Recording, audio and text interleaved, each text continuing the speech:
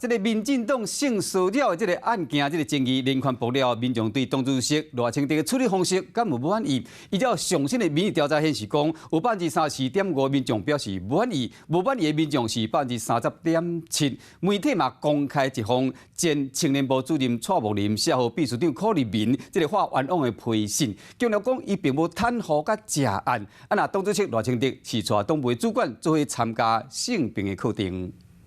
主席，我可以问你吗？是情感关系还是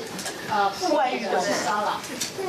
应该是有性骚扰。对，应该有性骚扰。面对讲师调课，民进党主席赖清德还听还做笔记，党内性骚扰争议一件接一件变。主席赖清德率领党内一级主管接受性平教育的课程，伫咧今仔日下晡召开记者会，公布第2波的调查结果。不过，在记者会前，向指控的加害者发声，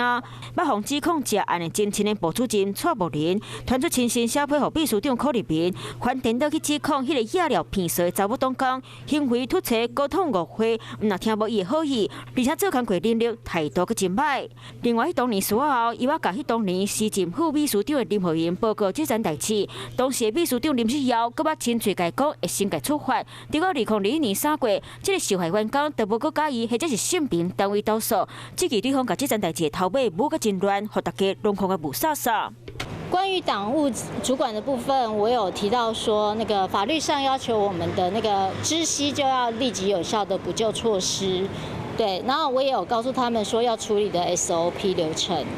民进党调查结果，这3案除了蔡慕林一案，包括前组织部副主任林南国，防指控用情书电话，甲跨部门的查某同事高高甜，含第3案前青年部的林世刚，指控去同事团电子批改骗số。不过，时任青年部主任吴俊干说爱杀掉就好。 我觉得赖主席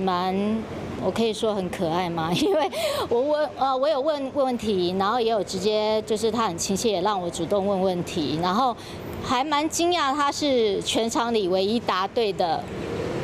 学员。 只是对赖清德的处理方式，台湾人敢无认同？台湾民意基金会公布上新的民调讲，3成5满意，3成1无满意，其中超过2成的人讲爱阁看。经过半个月骗色风波，民进党要来好好处理这件代志，希望性骚扰争议袂成做党内炸弹。